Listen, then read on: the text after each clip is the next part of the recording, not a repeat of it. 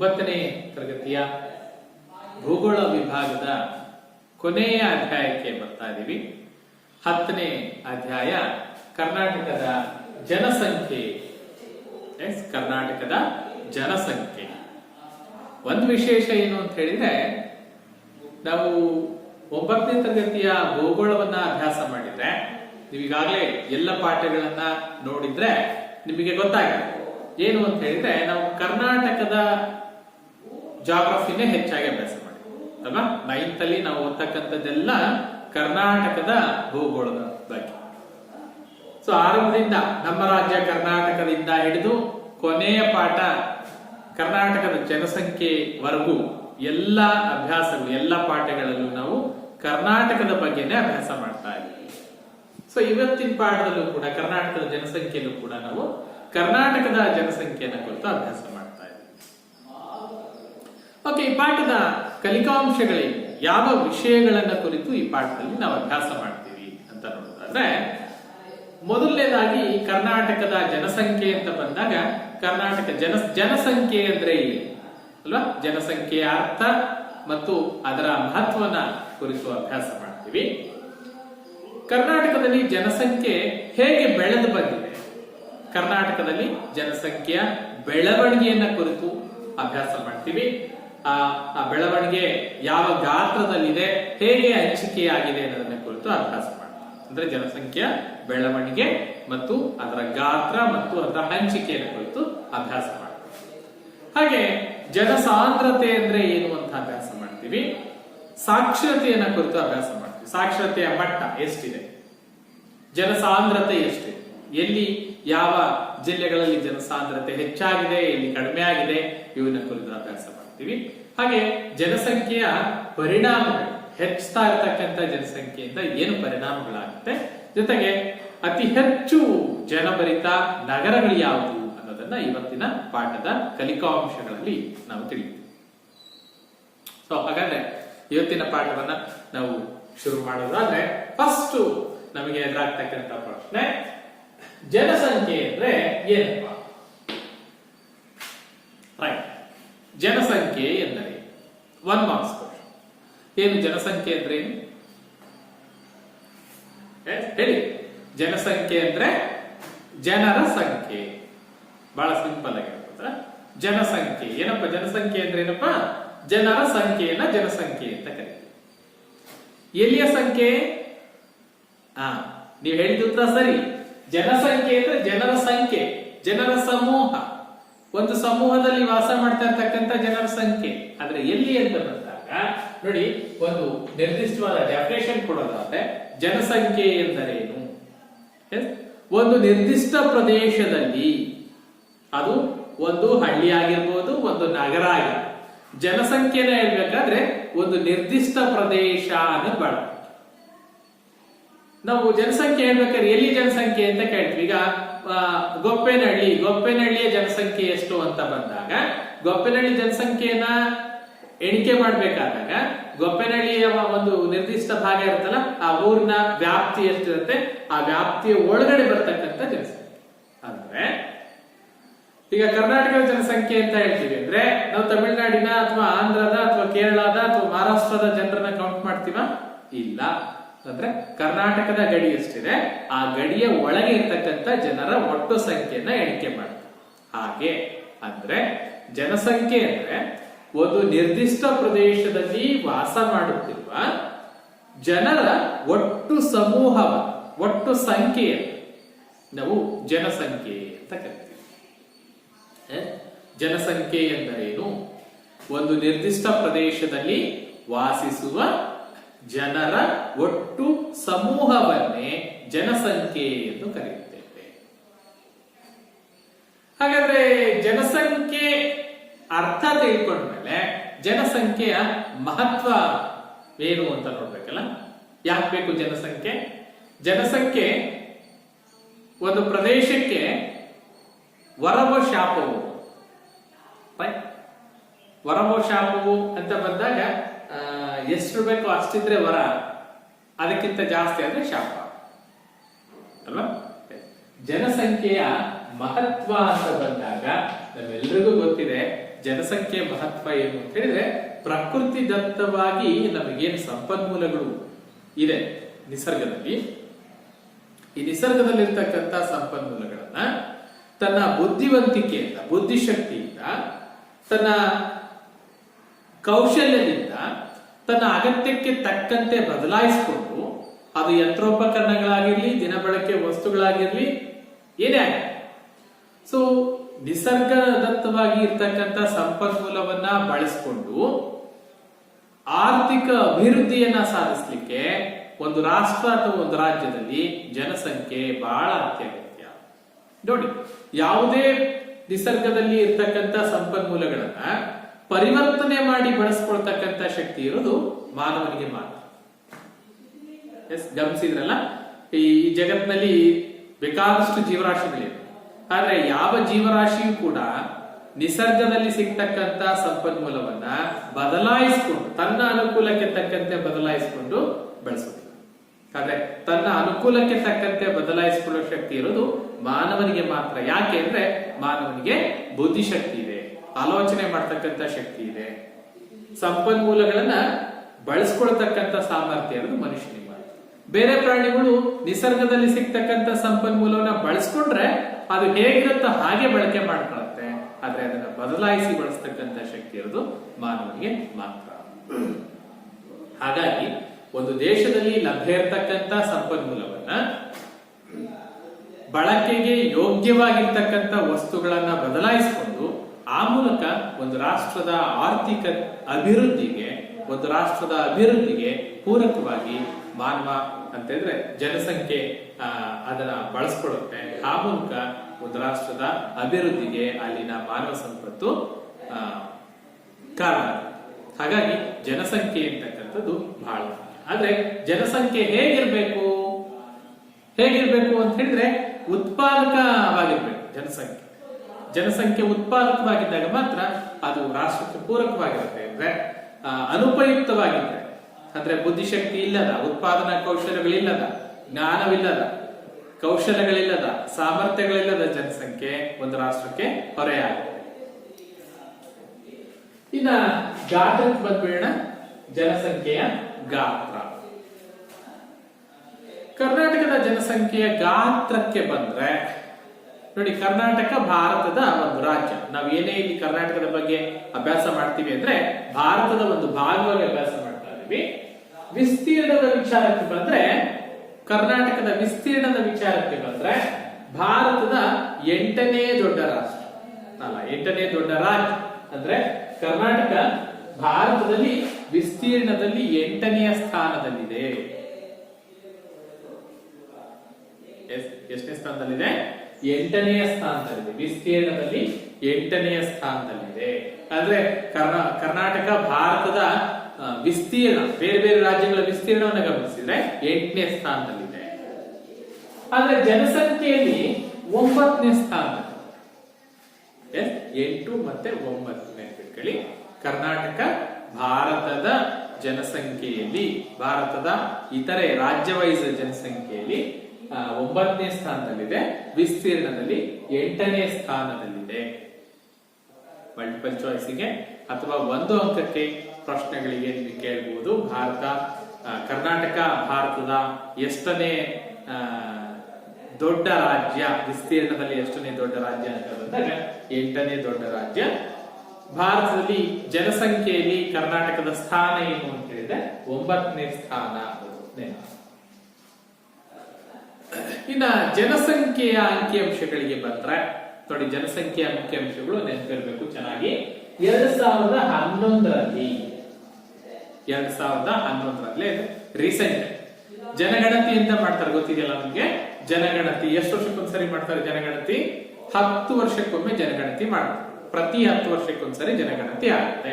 ಅಂದ್ರೆ 2011ರಲ್ಲಿ ಜನಗಣತಿ ಆಗಿದೆ ಅಂದ್ರೆ ಅದ್ರ ಹಿಂದೆ ಯಾವಾಗ ಆಗಿತ್ತು? 2001ರಲ್ಲಾಗಿತ್ತು. ಆದ್ರೆ ಹಿಂದೆ ಯಾವಾಗ ಆಗಿತ್ತು? 1991ರಲ್ಲಾಗಿತ್ತು. ಅದರಿಂದ ಯಾವಾಗ ಆಗಿತ್ತು? 1981ರಲ್ಲಾಗಿತ್ತು. ಸೊ ಹೀಗೆ ಪ್ರತಿ 10 ವರ್ಷಕ್ಕೊಂದ್ಸರಿ ಜನಗಣತಿ ರಾಷ್ಟ್ರ ಮಟ್ಟದಲ್ಲಿ ನಡೆಯುತ್ತೆ. ಅಲ್ವಾ, ರಾಷ್ಟ್ರದ ಒಟ್ಟು ಜನಸಂಖ್ಯೆಯನ್ನ ಗಣನೆ ಮಾಡ್ತಾರೆ. ಆಗ ಪ್ರತಿಯೊಂದು ರಾಜ್ಯವೂ ಜನಗಣತಿ, ಪ್ರತಿಯೊಂದು ವಿಭಾಗದಲ್ಲೂ, ಪ್ರತಿಯೊಂದು ಗ್ರಾಮ ಮಟ್ಟದಲ್ಲೂ ಜನಗಣತಿ ಕೌಂಟ್ ಆಗುತ್ತೆ. ಎಲ್ಲ ಅಂಕಿಅಂಶಗಳನ್ನ ಕ್ರೋಢೀಕರಿಸ್ಬಿಟ್ಟು ಒಟ್ಟು ಜನಸಂಖ್ಯೆ ಎಷ್ಟು ಅಂತ ಪ್ರಕಟ ಮಾಡ್ತಾರೆ. 2011ರ ಜನಗಣತಿ ಪ್ರಕಾರ ಕರ್ನಾಟಕದ ಜನಸಂಖ್ಯೆ ಎಷ್ಟು ಅಂತ ನೋಡಿದ್ರೆ ಅಂಕಿಅಂಶ ನೋಟ್ ಮಾಡಬೇಕು ಮಕ್ಕಳೇ. 2011ರ ಜನಗಣತಿ ಪ್ರಕಾರ ನೋಡಿ ಹೇಳಿ, 6,30,11,404 ಜನ. ಎಷ್ಟು ಕೋಟಿ ಇದೆ? 6,11,30,404 ಜನಸಂಖ್ಯೆಯನ್ನ ಕರ್ನಾಟಕ ಹೊಂದಿದೆ. ಪಂಚಕೋಟಿ ಕನ್ನಡಿಗರು ಅಂತಿದ್ರು ಒಂದು ಹಂತದಲ್ಲಿ, ಈಗ ಎಷ್ಟಾಗಿದೆ? 6,11,30,404 ಜನಸಂಖ್ಯೆ ಕರ್ನಾಟಕದಲ್ಲಿದೆ. ಇದು ಒಟ್ಟು ಕರ್ನಾಟಕದ ಒಟ್ಟು ಜನಸಂಖ್ಯೆ. ಇದರಲ್ಲಿ ಪುರುಷರ ಮತ್ತು ಮಹಿಳೆಯರ ಪ್ರಮಾಣ ಎಷ್ಟು ಅಂತ ನೋಡಿದ್ರೆ ನೋಟ್ ಮಾಡಿ. ಪುರುಷರ ಜನಸಂಖ್ಯೆ ಅಂದ್ರೆ ಎಷ್ಟು ಜನ ಪುರುಷರಿದ್ದಾರೆ ಅಂತ ಹೇಳಿದ್ರೆ 3,10,57,742 ಜನ ಪುರುಷರಿದ್ದಾರೆ. ಮಹಿಳೆಯರು 3,72,662 ಮಹಿಳೆಯರಿದ್ದಾರೆ. ಅಂದ್ರೆ ಯಾರ ಸಂಖ್ಯೆ ಜಾಸ್ತಿ ಇದೆ? ಎಸ್ ಗುಡ್, ಯಾರ ಸಂಖ್ಯೆ? ಪುರುಷರ ಸಂಖ್ಯೆ ಹೆಚ್ಚಾಗಿದೆ. ಖುಷಿ ಪಡ್ಬೇಕಾ? ಇಲ್ಲ, ಏನಾಗಬೇಕು? ಯಾವಾಗ್ಲೂ ಮಹಿಳೆಯರ ಮತ್ತು ಪುರುಷರ ಪ್ರಮಾಣ ಯಾವಾಗ್ಲೂ ಸಮಾನುಪಾತದಲ್ಲಿರ್ಬೇಕು. ಇಲ್ಲೇನಾಗಿದೆ? ಪುರುಷರ ಸಂಖ್ಯೆ ಹೆಚ್ಚಾಗಿದೆ ನೋಡಿ, 3,10,00,000. ಇಲ್ಲಿ 3,00,00,000 ಲಕ್ಷಗಳಿಲ್ಲ. ಅಂದ್ರೆ ನೋಡಿ, 57,000, 72,000 ಅಂದ್ರೆ ಸುಮಾರು ಹತ್ರ 9 ರಿಂದ 10 ಲಕ್ಷ ಮಹಿಳೆಯರ ಸಂಖ್ಯೆ ಕರ್ನಾಟಕದಲ್ಲಿ ಕಡಿಮೆ. ಅಂದ್ರೆ ಪುರುಷರ ಸಂಖ್ಯೆಗೂ ಮಹಿಳೆಯರ ಸಂಖ್ಯೆಗೂ ಒಟ್ಟಾರೆ ವ್ಯತ್ಯಾಸವನ್ನ ನೋಡಿದ್ರೆ ಸುಮಾರು 9 ರಿಂದ 10 ಲಕ್ಷ ಪುರುಷ ಮತ್ತು ಮಹಿಳೆಯರ ಜನಸಂಖ್ಯೆಯ ನಡುವಿನ ವ್ಯತ್ಯಾಸವನ್ನ ನಾವು ಗುರುತಿಸ್ತೀವಿ. ಇದೇನಾಗುತ್ತೆ ಮುಂದೆ ಹೇಳ್ತೀವಿ ನಾವು, ಲಿಂಗಾನುಪಾತ ಅಂತ ಬರುತ್ತೆ ಅಲ್ಲಿ. ಇದು ಒಟ್ಟಾರೆ ಕರ್ನಾಟಕದ ಜನಸಂಖ್ಯೆ ಎಷ್ಟು, ಅದರಲ್ಲಿ ಪುರುಷರ ಪ್ರಮಾಣ ಎಷ್ಟು, ಮಹಿಳೆಯರ ಪ್ರಮಾಣ ಎಷ್ಟು. ಇನ್ನ ಕರ್ನಾಟಕದ ಜನಸಂಖ್ಯೆ ಎಲ್ಲ ರಾಜ್ಯಗಳು, ಎಲ್ಲ ಜಿಲ್ಲೆಗಳಲ್ಲೂ ಸಮಾನವಾಗಿ ಹಂಚಿಕೆಯಾಗಿಲ್ಲ. ಎಷ್ಟು ಜಿಲ್ಲೆ ಇದೆಯಪ್ಪ? 30 ಜಿಲ್ಲೆ ಇದೆ. 30 ಜಿಲ್ಲೆಗಳಲ್ಲೂ ಸಮಾನವಾಗಿ ಹಂಚಿಕೆಯಾಗಿಲ್ಲ. ಮತ್ತೆ ಯಾವ ರಾಜ್ಯಗಳು, ಯಾವ ಜಿಲ್ಲೆಗಳು ಹೆಚ್ಚಿನ ಜನಸಂಖ್ಯೆಯನ್ನ ಹೊಂದಿದೆ, ಯಾವ ಜಿಲ್ಲೆ ಕಡಿಮೆ ಜನಸಂಖ್ಯೆಯನ್ನ ಹೊಂದಿದೆ? ಯಾವ ಜಿಲ್ಲೆ ಜಾಸ್ತಿ ಇದೆಯಪ್ಪ? Yes, very good. ಯಾವುದು? ಬೆಂಗಳೂರು ನಗರ, ಮಹಾನಗರ ಅಲ್ಲ. ಎಸ್, ಮಹಾನಗರ ಬೆಂಗಳೂರು. ನೋಡಿ, ಅತಿ ಹೆಚ್ಚು ಕರ್ನಾಟಕದಲ್ಲಿ ಅತಿ ಹೆಚ್ಚು ಜನಸಂಖ್ಯೆಯನ್ನ ಹೊಂದಿರತಕ್ಕಂತ ಜಿಲ್ಲೆ ಬೆಂಗಳೂರು ನಗರ. ಬೆಂಗಳೂರು ನಗರ ಅತಿ ಹೆಚ್ಚು ಜನಭರಿತ ಜಿಲ್ಲೆಯಾಗಿದೆ, ಅತಿ ಹೆಚ್ಚು ಜನಸಂಖ್ಯೆಯನ್ನ ಹೊಂದಿರತಕ್ಕಂಥದ್ದು. ಹಾಗೆ ಅತಿ ಕಡಿಮೆ ಜನಸಂಖ್ಯೆಯನ್ನ ಹೊಂದಿರತಕ್ಕಂಥ ಜಿಲ್ಲೆ ಅಂತ ಹೇಳಿದ್ರೆ ಕೊಡಗು. ಇದೆರಡನ್ನ ಕರೆಕ್ಟ್ ಆಗಿ ನೆನಪಿಟ್ಕೊಳ್ಳಿ. ಜನಸಂಖ್ಯೆ ವಿಚಾರಕ್ಕೆ ಬಂದಾಗ ಅತಿ ಹೆಚ್ಚು ಜನಸಂಖ್ಯೆ ಬೆಂಗಳೂರು, ಅತಿ ಕಡಿಮೆ ಜನಸಂಖ್ಯೆ ಕೊಡಗು. ಇನ್ನು ಬೆಂಗಳೂರನ್ನ ಬಿಟ್ರೆ ನೆಕ್ಸ್ಟ್ ಯಾವ್ದಿದೆ ಅಂತ ನೋಡೋದಾದ್ರೆ ನೋಡಿ, ಬೆಂಗಳೂರು ನಗರವನ್ನ ಹೊರತುಪಡಿಸಿದ್ರೆ ಬೆಳಗಾವಿ ಸೆಕೆಂಡ್ ಪ್ಲೇಸ್ ಅಲ್ಲಿ ಇದೆ, Mysuru third place, Tumakuru fourth place ಇದೆ, ಕಲಬುರಗಿ ಫಿಫ್ತ್ ಪ್ಲೇಸ್ ಇದೆ, ಬಳ್ಳಾರಿ ಸಿಕ್ಸ್ತ್ ಪ್ಲೇಸ್ ಇದೆ. ಸೊ ಪಟ್ಟಿ ಮಾಡ್ಕೊಂತ ಹೋದ್ರೆ ನಾವು ಜನಸಂಖ್ಯೆಯ ಆಧಾರದಲ್ಲಿ ಯಾವ ಅಂಕಿಅಂಶ ನೆನ್ಪಿಡ್ಬೇಕು? ನಾವಿಲ್ಲೆಲ್ಲ ಹೇಳ್ತಾ ಇರೋದು 2011ರ ಜನಗಣತಿಯನ್ನ ಆಧಾರವಾಗಿ ಇಟ್ಟುಕೊಂಡು ಯಾವ ಜಿಲ್ಲೆ ಹೆಚ್ಚು ಜನಸಂಖ್ಯೆ, ಯಾವ ಜಿಲ್ಲೆ ಕಡಿಮೆ ಜನಸಂಖ್ಯೆ, ಕರ್ನಾಟಕದ ಒಟ್ಟು ಜನಸಂಖ್ಯೆ ಎಷ್ಟು, ಅದರಲ್ಲಿ ಪುರುಷರ ಪ್ರಮಾಣ ಎಷ್ಟು, ಮಹಿಳೆಯರ ಪ್ರಮಾಣ ಎಷ್ಟು ಅಂತ ಡೀಟೇಲ್ ಆಗಿ ಹೇಳಿ. ಇನ್ನ ಈ ಜನಸಂಖ್ಯೆಯ ಬೆಳವಣಿಗೆಯನ್ನ ಗಮನಿಸಿದ್ದಾರೆ. ಬೆಳವಣಿಗೆ ಅಂತಂದ್ರೆ ಈಗ ನಾನು ಹಾಗೆ ಹೇಳಿದೆ ನಿಮಗೆ, 2011ರ ಜನಗಣತಿ ಪ್ರಕಾರ ಅಂಕಿಅಂಶ ಹೀಗಿದೆಯಪ್ಪ. ಅದ್ರ ಹಿಂದೆ ಯಾವ ಜನಗಣತಿ ಆಗಿತ್ತು ಅಂತ ಹೇಳಿದ್ರೆ 2001ರಲ್ಲಿ. ಸೊ 2011ರಲ್ಲಿ 6 ಕೋಟಿ ಇರ್ತಕ್ಕಂಥ ಜನಸಂಖ್ಯೆ 2001ರಲ್ಲಿ ಎಷ್ಟಿತ್ತು ಅಂತ ನೋಡಿದ್ರೆ ನೋಡಿ, ಜನಸಂಖ್ಯೆಯ ಬೆಳವಣಿಗೆ ಅಂದ್ರೆ ಹಿಂದಿನ ಜನಸಂಖ್ಯೆ, ಹಿಂದಿನ ಜನಗಣತಿಯಲ್ಲಿ ಎಷ್ಟಿತ್ತು, ಅದರ ನಂತರ 10 ವರ್ಷಗಳಲ್ಲಿ ಎಷ್ಟು ಹೆಚ್ಚಾಗಿದೆ, ಎಷ್ಟು ಕಡಿಮೆ ಆಗಿದೆ ಅನ್ನೋದನ್ನ ನಾವು ಬೆಳವಣಿಗೆ ದರ ಅಂತ ಕರಿತೀವಿ. ನೋಡಿ, ನಾನು ಇಲ್ಲಿ 2011ರಲ್ಲಿ ಆಗ್ಲೇ ಹೇಳಿದ ಹಾಗೆ ಎಷ್ಟಿತ್ತು ಅಂತ ಇಲ್ಲಿ ಬರ್ದಿದ್ದೀನಿ ಅಲ್ವಾ, 6,11,30,404 2011. ಅದೇ 2001ರಲ್ಲಿ ಎಷ್ಟಿತ್ತು ನೋಟ್ ಮಾಡಬೇಕು. 2001ರಲ್ಲಿ ಇದ್ದಂತಹ ಕರ್ನಾಟಕದ ಜನಸಂಖ್ಯೆ. ಸೊ 2001ರ ಜನಗಣತಿ ಪ್ರಕಾರ ನೋಡಿ 5 ಕೋಟಿ, ಇಲ್ಲಿ 6 ಕೋಟಿ ಇದ್ದಿದ್ದು ಇಲ್ಲಿ 5 ಕೋಟಿ ಇದೆ. 5,28,50,562 ಜನಸಂಖ್ಯೆ ಇತ್ತು. ಇಲ್ಲಿ 6,11,00,000 ಇದ್ದಿದ್ದು ಇಲ್ಲಿ 5,28,00,000 ಇದೆ. ಅಂದ್ರೆ ಡಿಫರೆನ್ಸ್ ಏನಾಯ್ತು ಅಂದ್ರೆ 10 ವರ್ಷಗಳಲ್ಲಿ ಜನಸಂಖ್ಯೆ ಹೆಚ್ಚಾಗಿದೆಯಾ ಕಡಿಮೆ ಆಗಿದೆಯಾ ನೋಡಿ. 2011ರ ಜನಗಣತಿಯ ಪ್ರಕಾರ ಇರೋ ಜನಸಂಖ್ಯೆಯನ್ನ 2001ರಲ್ಲಿ ಇರ್ತಕ್ಕಂಥ ಜನಸಂಖ್ಯೆಯನ್ನ ನಾವು ಕಳೆದಾಗ ಡಿಫರೆನ್ಸ್ ನಮಗೆ ಗೊತ್ತಾಗುತ್ತೆ. ಎಷ್ಟಿದೆ ನೋಡಿ, ಹೆಚ್ಚಳ ಆಗಿದೆ, ಪ್ಲಸ್ ಇದೆ. ಎಷ್ಟಿದೆ ನೋಡಿ, 6 ಕೋಟಿ ಇದೆ, 5 ಕೋಟಿ ಅಂತಂದ್ರೆ ಎಷ್ಟು, 80,80,142 ಜನಸಂಖ್ಯೆ 10 ವರ್ಷಗಳಲ್ಲಿ ಹೆಚ್ಚಳವಾಗಿರ್ತಕ್ಕಂಥ ಜನಸಂಖ್ಯೆ. ನೆನ್ಪಿಡಿ ಮಕ್ಕಳೇ, 2001ರಲ್ಲಿ ಇರ್ತಕ್ಕಂಥ ಜನಸಂಖ್ಯೆಗೂ 2011ರಲ್ಲಿ ಇರ್ತಕ್ಕಂಥ ಜನಸಂಖ್ಯೆಗೂ ಎಷ್ಟು ಹೆಚ್ಚಳ ಆಗಿದೆ, 80,80,142 ಜನ ಹೆಚ್ಚಳ ಆಗಿದ್ದಾರೆ. ಜನಸಂಖ್ಯೆ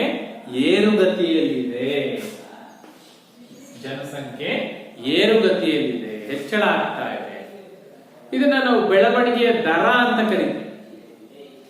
ಜನಸಂಖ್ಯಾ ಬೆಳವಣಿಗೆಯ ದರ ಎಷ್ಟಿದೆ ನೋಟ್ ಮಾಡಿ. ಕರ್ನಾಟಕದಲ್ಲಿ ಜನಸಂಖ್ಯಾ ಬೆಳವಣಿಗೆಯ ದರವನ್ನು ತಿಳಿಸಿ. ಎಷ್ಟಿದೆಯಪ್ಪ ಜನಸಂಖ್ಯಾ ಬೆಳವಣಿಗೆ ದರ? 15.67%, ಶೇಕಡ 15.67ರಷ್ಟಿದೆ. ಕರ್ನಾಟಕದಲ್ಲಿ ಜನಸಂಖ್ಯಾ ಬೆಳವಣಿಗೆಯ ದರವನ್ನು ತಿಳಿಸಿ ಅಂತ ಕೇಳಿದ್ರೆ ಈ ದರ ನೆನಪಿರಬೇಕು. 15.67ರಷ್ಟಿದೆ ಜನಸಂಖ್ಯಾ ಬೆಳವಣಿಗೆ ದರ. ಇದು ಹೆಚ್ಚಾಯ್ತಾ ಕಡಿಮೆ ಆಯ್ತಾ ಯಾವ್ದಾದ್ಮೇಲೆ ಹೇಳ್ತೀವಿ, ಇದು ಕರ್ನಾಟಕದ ಜನಸಂಖ್ಯಾ ಬೆಳವಣಿಗೆ ದರ. ಆದ್ರೆ ಭಾರತದ ಜನಸಂಖ್ಯಾ ಬೆಳವಣಿಗೆ ದರವನ್ನು ಗಮನಿಸಿದ್ರೆ ನೋಡಿ, ಒಟ್ಟಾರೆ ಭಾರತದ ಜನಸಂಖ್ಯಾ ಬೆಳವಣಿಗೆ ದರ 17.64% ಇದೆ. ಇದು ಭಾರತದ ಜನಸಂಖ್ಯಾ ಬೆಳವಣಿಗೆ ದರ ಅಂದ್ರೆ ಭಾರತದ ಬೆಳವಣಿಗೆ ದರಕ್ಕೆ ಕಂಪೇರ್ ಮಾಡಿದೆ. ಕರ್ನಾಟಕದ ಜನಸಂಖ್ಯಾ ಬೆಳವಣಿಗೆ ದರ ಕಡಿಮೆ ಇದೆ ಅನ್ನೋದು ಒಂದು ಸಮಾಧಾನದ ಸಂಗತಿ. ಒಟ್ಟಾರೆ ದೇಶದ ಜನಸಂಖ್ಯಾ ಬೆಳವಣಿಗೆ ದರಕ್ಕಿಂತ ಕರ್ನಾಟಕದ ಜನಸಂಖ್ಯಾ ಬೆಳವಣಿಗೆ ದರ ಕಡಿಮೆ ಇದೆ. ಕಡಿಮೆ ಇರಬೇಕು, ಜಾಸ್ತಿ ಇರಬೇಕು? ಕಡಿಮೆ ಆಗುತ್ತೆ. ಜನಸಂಖ್ಯಾ ಬೆಳವಣಿಗೆ ದರ ಕಡಿಮೆ ಇದ್ದಷ್ಟು ಅವಕಾಶಗಳು ಹೆಚ್ಚಾಗಿ ಸಿಗ್ತಾ ಹೋಗುತ್ತೆ. ಯಾಕೆ ಕಡಿಮೆ ಆಯಿತು ಅಂದ್ರೆ ಕರ್ನಾಟಕದಲ್ಲಿ ಜನಸಂಖ್ಯಾ ಬೆಳವಣಿಗೆ ದರ ಕಡಿಮೆ ಆಗಲಿಕ್ಕೆ ಕಾರಣ ಏನು ಅಂತ ನೋಡಿದ್ರೆ ಒಂದು 3 ಅಂಶಗಳನ್ನ ನಾವು ಪಟ್ಟಿ ಮಾಡಬಹುದು. ಮೊದಲನೇದು, ಕುಟುಂಬ ಕಲ್ಯಾಣದ ಬಗ್ಗೆ ಜಾಗೃತಿಯನ್ನು ಮೂಡಿಸಲಾಗ್ತಾ ಇದೆ. ನಾನು ಮತ್ತೆ ಹೇಳ್ತಾ ಇದ್ದೇನೆ ನಿಮ್ಗೆ, ಕರ್ನಾಟಕದಲ್ಲಿ ಜನಸಂಖ್ಯಾ ಬೆಳವಣಿಗೆಯ ದರ ಕಡಿಮೆಯಾಗಲು ಕಾರಣಗಳನ್ನು ತಿಳಿಸಿ ಅಂತ ಕೇಳಿದ್ರೆ 2 ಅಂಕಕ್ಕೆ ಕೇಳ್ಬೋದು ಪ್ರಶ್ನೆನ. ಏನ್ ಕಾರಣ ಅಂತ ಹೇಳಿದ್ರೆ, ಒಂದೇದು ಕುಟುಂಬ ಕಲ್ಯಾಣದ ಬಗ್ಗೆ ಜಾಗೃತಿ ಮೂಡಿಸ್ತಕ್ಕಂಥದ್ದು. ಸ್ಮಾಲ್ ಸ್ಕೇಲ್ ಫ್ಯಾಮಿಲಿ ಅಂತ ಕರೀತೀವಿ. ಚಿಕ್ಕ ಕುಟುಂಬದ ಬಗ್ಗೆ, ದೊಡ್ಡ ಕುಟುಂಬ ಇದ್ರೆ ಏನೇನು ಅನಾನುಕೂಲ ಆಗುತ್ತೆ, ಚಿಕ್ಕ ಕುಟುಂಬ ಇದ್ರೆ ಏನೇನು ಅನುಕೂಲಗಳಾಗುತ್ತೆ ಅನ್ನೋದ್ರ ಬಗ್ಗೆ ಜನರಲ್ಲಿ ಜಾಗೃತಿ ಮೂಡಿಸೋದ್ರ ಮೂಲಕ ಒಂದು ಕುಟುಂಬಕ್ಕೆ ಒಂದೇ ಮಗು ಅಥವಾ 2 ಮಗು ಅಥವಾ ಒಂದಷ್ಟು ಸ್ಲೋಗನ್ ಬರ್ಸ್ತಾ ಇದೆ. ಆರತಿಗೆ ಒಬ್ಬ ಮಗ, ಕೀರ್ತಿಗೊಬ್ಬ, ಆರತಿಗೊಬ್ಬ ಮಗಳು, ಕೀರ್ತಿಗೊಬ್ಬ ಮಗ. ಒಂದು ಹಂತದಲ್ಲಿ ಈಗ ಅದಾಗ್ಬಿಟ್ಟಿದೆ. ಆರತಿಗೂ ಅಥವಾ ಕೀರ್ತಿಗೂ ಎರಡಕ್ಕೂ ಕೂಡ ಒಂದೇ ಅಲ್ವಾ. ಅವಾಗ ಒಂದಷ್ಟು ಚಿತ್ರ ಬರೀತಾ ಇದ್ರು. ಹೆಂಗ್ ಚಿತ್ರ ಬರೀತಾ ಇದ್ರು ಅಂದ್ರೆ, ಇಲ್ಲ ಅಪ್ಪ ಇರ್ತಿದ್ದ, ಇಲ್ಲ ಅಮ್ಮ ಇರ್ತಿದ್ಲು ಅಲ್ವಾ, ಇಲ್ಲೊಂದು ಇಬ್ರು ಈ ಕಡೆ ಕೈ ಇಡ್ತಾರೆ ಅಲ್ಲಪ್ಪ. ಈ ಚಿತ್ರ ನೋಡಿದ್ರ ಅಂತ ಮೊದ್ಲೆಲ್ಲ ನಾವು ಚಿಕ್ಕವರಿದ್ದಾಗ ಗೋಡೆಗಳ ಮೇಲೆ ಈ ರೀತಿ ಚಿತ್ರ ಬರೀತಾ ಇದ್ರು. ಕುಟುಂಬ ಕಲ್ಯಾಣ ಕಾರ್ಯಕ್ರಮ, ಫ್ಯಾಮಿಲಿ ಪ್ಲಾನ್, ರೈಟ್. ಈಗ ಹೆಂಗ್ ಬರೀತಾ ಇದ್ದಾರೆ ಅಂತ ಹೇಳಿದ್ರೆ, ಗಂಡಾಗಿ ಅಥವಾ ಹೆಣ್ಣಾಗಿ ಒಂದೇ ಇರಲಿ, ಆ ಕಡೆ ಈ ಕಡೆ ಅಮ್ಮ, ಇಬ್ರು ನಡುವೆ ಒಂದು ಮಗು, ಅದು ಗಂಡಾಗ್ಲಿ ಹೆಣ್ಣಾಗ್ಲಿ ಎರಡು ಮಗು, ಎರಡು ಅಪ್ಪ ಅಮ್ಮನ ಕೈ ಇಟ್ಕೊಂಡು ಒಂದೇ ಇರಲಿ. Small scale family. ಚಿಕ್ಕ ಕುಟುಂಬದ ಅನುಕೂಲಗಳ ಬಗ್ಗೆ, ಒಂದು ಅನುಕೂಲಗಳ ಬಗ್ಗೆ ಅಥವಾ ಚಿಕ್ಕ ಕುಟುಂಬದಿಂದ ಆಗ್ತಕ್ಕಂಥ ಪ್ರಯೋಜನಗಳ ಬಗ್ಗೆ ಜನರಿಗೆ ಅರಿವು ಮೂಡಿಸಿದ ಪರಿಣಾಮವಾಗಿ ಏನಾಗ್ತದೆ, ಜನಸಂಖ್ಯೆಯ ಬೆಳವಣಿಗೆ ದರ ಕಡಿಮೆ ಆಗ್ತಾ ಇದೆ. ಎರಡನೇದು, ಸಾಕ್ಷರತಾ ಮಟ್ಟ ಹೆಚ್ಚಾಗಿದೆ. ಅಂದ್ರೆ ಜನರು ಶಿಕ್ಷಿತರಾಗ್ತಾ ಇದ್ದಾರೆ. ಯಾವಾಗ ಜನರಲ್ಲಿ ಜಾಗೃತಿ ಬರುತ್ತೆ, ಶಿಕ್ಷಣವನ್ನು ಪಡ್ಕೊಳ್ತಾರೆ, ಅವು ಸ್ಮಾಲ್ ಸ್ಕೇಲ್ ಫ್ಯಾಮಿಲಿ ಕಡೆ ಒಲವನ್ನು ತೋರಿಸ್ತಾರೆ. ಹಾಗಾಗಿ ಸಾಕ್ಷರತೆಯ ಪ್ರಮಾಣ ಹೆಚ್ಚಾಗಿರೋದು ಕೂಡ ಒಂದ್ ರೀತಿ ಜನಸಂಖ್ಯಾ ಬೆಳವಣಿಗೆ ದರ ಕಡಿಮೆ ಆಗಲಿಕ್ಕೆ ಕಾರಣ. ಮೂರನೇದು, ಜನನ ನಿಯಂತ್ರಣ ಕ್ರಮಗಳ ಯಶಸ್ವಿ ಅನುಷ್ಠಾನ ಅಲ್ವಾ. ಇವತ್ತು ವೈದ್ಯಕೀಯ ಕ್ಷೇತ್ರದಲ್ಲಿ ಬಂದಿರತಕ್ಕಂತ ಜನನ ನಿಯಂತ್ರಣ ಕ್ರಮಗಳ ಬಗ್ಗೆ ಅರಿವು ಮೂಡಿಸ್ತಕ್ಕಂಥದ್ದು, ಜೊತೆಗೆ ಜನರಲ್ಲಿ ಬಂದಿರತಕ್ಕಂಥ ಪ್ರಜ್ಞೆ.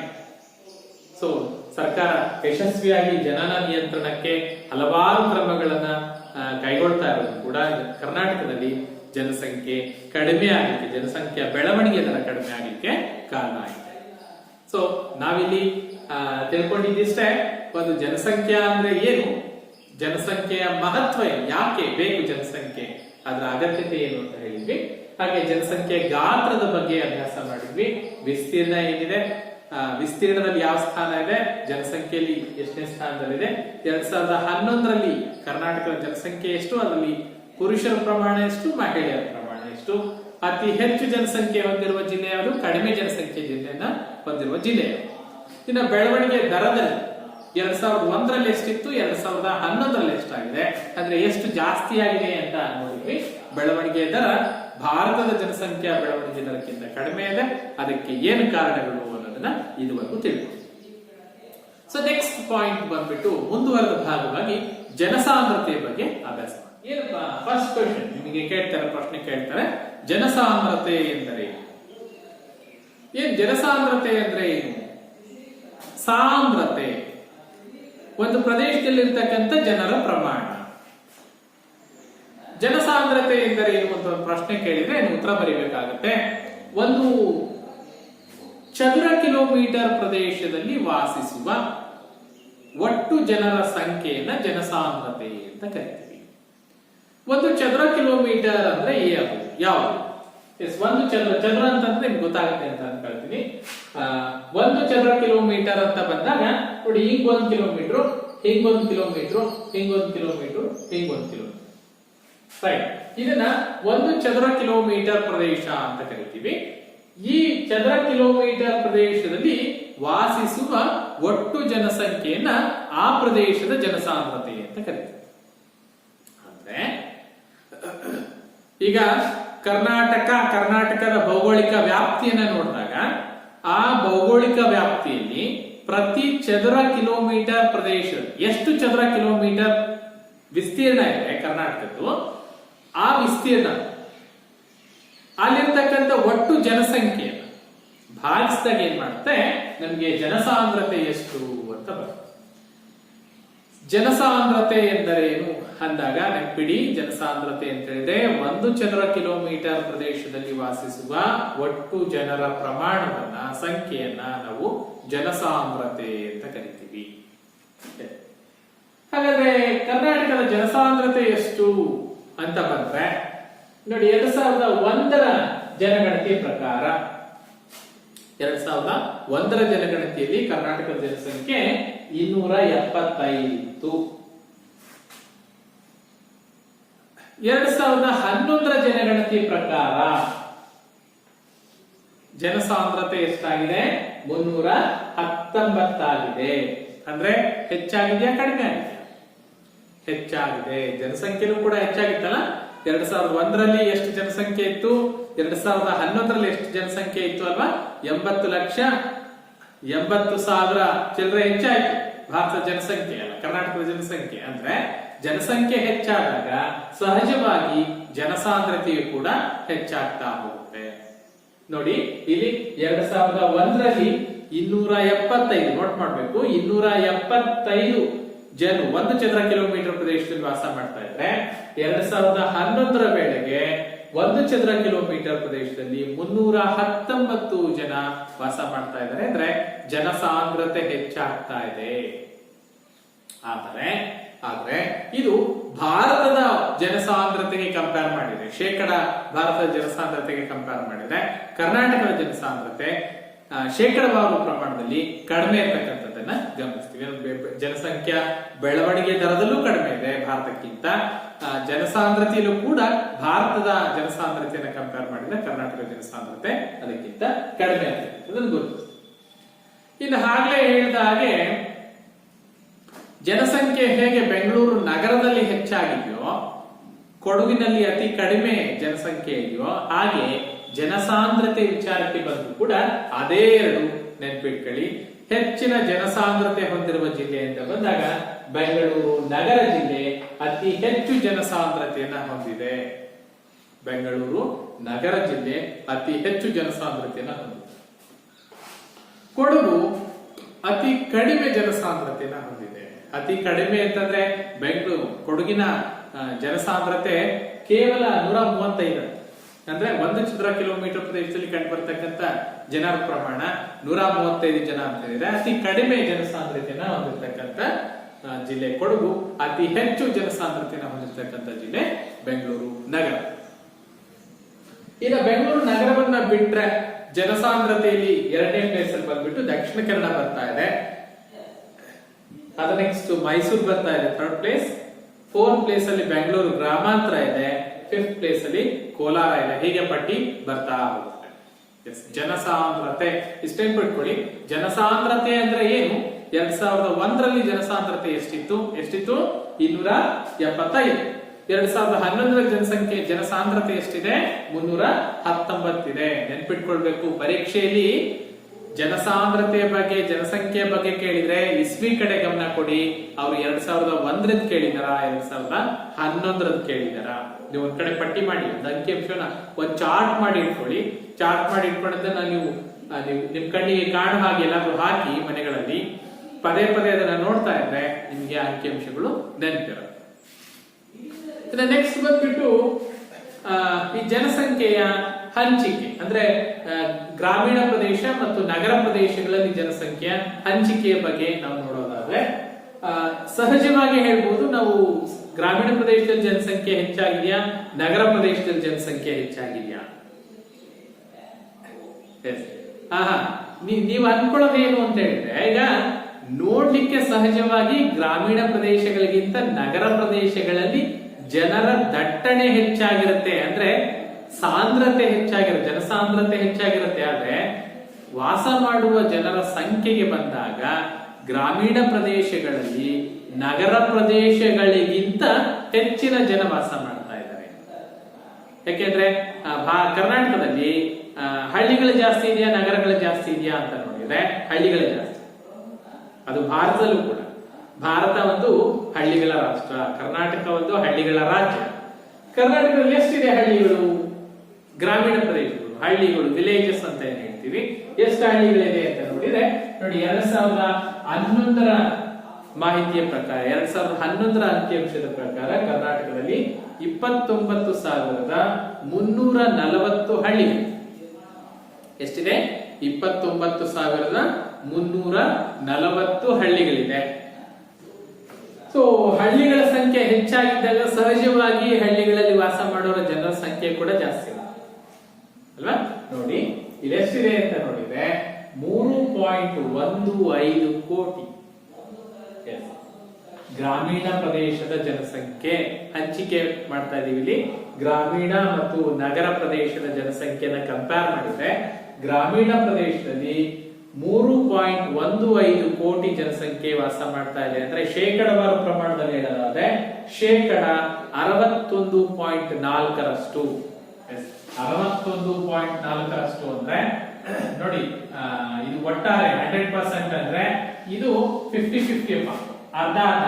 61 ಅಂತ ಹೇಳಿದಾಗ ಏನಾಗುತ್ತೆ, ಇದು 61.4% ಅಂದ್ರೆ ಅರ್ಧಕ್ಕಿಂತ ಹೆಚ್ಚು. ಎಲ್ಲಿಗೆ ಬಂತು? ಗ್ರಾಮೀಣ ಪ್ರದೇಶಕ್ಕೆ ಬಂತು. ಇನ್ನು 61.4% ಗ್ರಾಮೀಣ ಪ್ರದೇಶದಲ್ಲಿ ಇದ್ದಾರೆ ಅಂದ್ರೆ ನಗರ ಪ್ರದೇಶಗಳಲ್ಲಿ ಶೇಕಡ 38.6%. ಇದು ನಗರ ಪ್ರದೇಶ. ಎಷ್ಟು ಜನಸಂಖ್ಯೆ ಇದೆ? 2.35 ಕೋಟಿ. ಅಂಕಿಅಂಶ ನೋಡ್ಕೊಳ್ಬೇಕು ಮಕ್ಕಳೇ. ಕರ್ನಾಟಕದ ಜನಸಂಖ್ಯೆ ಜನಸಾಂದ್ರತೆ ಅಂತ ವಿಚಾರಕ್ಕೆ ಬಂದಾಗ ನಗರ ಮತ್ತು ಗ್ರಾಮೀಣ ಪ್ರದೇಶಗಳ ಹಂಚಿಕೆ ನೋಡಿ. ಗ್ರಾಮೀಣ ಪ್ರದೇಶದಲ್ಲಿ 3.15 ಕೋಟಿ ಅಂದ್ರೆ ಶೇಕಡ 61.4% ಜನಸಂಖ್ಯೆ ಇದೆ. ನಗರ ಪ್ರದೇಶಗಳಲ್ಲಿ 2.35 ಕೋಟಿ ಅಂದ್ರೆ 38.6% ಜನರು ನಗರ ಪ್ರದೇಶಗಳಲ್ಲಿ ವಾಸ ಮಾಡ್ತಾ ಇದ್ದಾರೆ. ಅಂದ್ರೆ ಎರಡಕ್ಕೂ ಕಂಪೇರ್ ಮಾಡಿದಾಗ ನಗರ ಪ್ರದೇಶಗಳಿಗಿಂತ ಗ್ರಾಮೀಣ ಪ್ರದೇಶಗಳಲ್ಲಿ ಹೆಚ್ಚಿನ ಜನ ವಾಸ ಮಾಡ್ತಾ ಇರತಕ್ಕಂಥದ್ದು ಕಂಡು ಬರುತ್ತೆ. ಇನ್ನ ಇಲ್ಲೂ ಕೂಡ ಗ್ರಾಮೀಣ ಮತ್ತು ನಗರ ಪ್ರದೇಶಗಳಲ್ಲಿ ಜನರ ಹಂಚಿಕೆ ವಿಚಾರಕ್ಕೆ ಬಂದಾಗ ಒಟ್ಟಾರೆ ಭಾರತದ ನಗರಗಳ ಹಂಚಿಕೆ ವಿಚಾರಕ್ಕೆ ಬಂದ್ರೆ ಬೆಂಗಳೂರು ನಗರ ಒಟ್ಟಾರೆ ನಗರದಲ್ಲಿರ್ತಕ್ಕಂಥ ಜನಸಂಖ್ಯೆಗೆ ಬಂದ್ರೆ ಬೆಂಗಳೂರು ನಗರದಲ್ಲಿ ಹೆಚ್ಚಿನ ಜನಸಂಖ್ಯೆ ಕೇಂದ್ರೀಕೃತ ಆಗಿದೆ. ಕೊಡಗಿನಲ್ಲಿ ಅತಿ ಕಡಿಮೆ ಜನಸಂಖ್ಯೆ. ಗ್ರಾಮೀಣ ಪ್ರದೇಶದಲ್ಲಿ ಕೊಡಗು ಅತಿ ಕಡಿಮೆ ಜನಸಂಖ್ಯೆಯನ್ನು ಹೊಂದಿರತಕ್ಕಂತ ಜಿಲ್ಲೆ ಆಗಿದೆ. ಸೊ ನಾವೆಲ್ಲ ಕಡೆನೂ ಕೂಡ ಅದೇ 2 ಜಿಲ್ಲೆ ಹೇಳ್ಕೊಂತ ಬಂದಿದ್ದೀವಿ. ನೆನ್ಪಿಟ್ಕೊಳ್ಳಿ, ಜನಸಂಖ್ಯೆ ಗಾತ್ರದಲ್ಲಿ ಇರ್ಲಿ, ಜನಸಾಂದ್ರತೆಯಲ್ಲಿ ಇರ್ಲಿ, ಗ್ರಾಮೀಣ ಮತ್ತು ನಗರ ಪ್ರದೇಶಗಳ ಜನಸಂಖ್ಯೆ ಹಂಚಿಕೆಯಲ್ಲಿರ್ಲಿ, ನಾವು ಅದೇ 2 ಜಿಲ್ಲೆಗಳನ್ನ ಹೈಲೈಟ್ ಮಾಡ್ತಾ ಇದ್ದೀವಿ. ಅತಿ ಹೆಚ್ಚು ಅಂತ ಬಂದಾಗ ಬೆಂಗಳೂರು ನಗರ, ಅತಿ ಕಡಿಮೆ ಅಂತ ಬಂದಾಗ ಕೊಡಗು. ಸೊ ನೋಡಿರಲ್ಲ ಮಕ್ಕಳೇ, ಇವತ್ತಿನ ಕ್ಲಾಸ್ ಅಲ್ಲಿ ನಾವು ಪ್ರಮುಖವಾಗಿ ಜನಸಂಖ್ಯೆಯ ಅರ್ಥವನ್ನ ತಿಳ್ಕೊಂಡಿದ್ದೀವಿ. ಜನಸಂಖ್ಯೆಯ ಮಹತ್ವ ಯಾಕೆ ಬೇಕು, ಜನಸಂಖ್ಯೆ ಅದರ ಉಪಯೋಗ ಏನು ಅಂತ ತಿಳ್ಕೊಂಡ್ವಿ. ಹಾಗೆ ಜನಸಂಖ್ಯೆ ಅದರ ಗಾತ್ರವನ್ನು 2001ರಲ್ಲಿ ಎಷ್ಟಿತ್ತು, 2011ರಲ್ಲಿ ಎಷ್ಟಾಯ್ತು, ಜನಸಂಖ್ಯಾ ಗಾತ್ರ, ಜನಸಂಖ್ಯಾ ಹಂಚಿಕೆ ಬಗ್ಗೆ ನಾವು ಅಭ್ಯಾಸ ಮಾಡಿದ್ವಿ. ಹಾಗೇನೆ ಜನಸಾಂದ್ರತೆ ಅಂದ್ರೇನು, ಜನಸಾಂದ್ರತೆ ಯಾವ್ಯಾವ ಜಿಲ್ಲೆಗಳಲ್ಲಿ ಅತಿ ಹೆಚ್ಚು ಜನಸಾಂದ್ರತೆ, ಅತಿ ಕಡಿಮೆ ಜನಸಾಂದ್ರತೆ ಇರ್ತಕ್ಕಂಥ ಜಿಲ್ಲೆಗಳನ್ನ ಅಭ್ಯಾಸ ಮಾಡಿದ್ವಿ. ಸೊ ಒಂದಷ್ಟು ಗೃಹ ಪಾಠಗಳನ್ನ ನಾವು ಇವತ್ತು ಕೊಡೋದಾದ್ರೆ ಫಸ್ಟ್ ಕ್ವಶನ್ ನಿಮಗೆ ಜನಸಾಂದ್ರತೆ ಎಂದರೇನು? ಜನಸಾಂದ್ರತೆ ಎಂದರೇನು? ಕರ್ನಾಟಕದ ಅತಿ ಹೆಚ್ಚು ಜನಸಾಂದ್ರತೆ ಹೊಂದಿರುವ ಜಿಲ್ಲೆ ಯಾವುದು? ಅತಿ ಕಡಿಮೆ ಜನಸಾಂದ್ರತೆ ಹೊಂದಿರತಕ್ಕಂಥ ಜಿಲ್ಲೆ ಯಾವುದು? ಸೆಕೆಂಡ್ ಕ್ವಶನ್, ಜನಸಂಖ್ಯೆ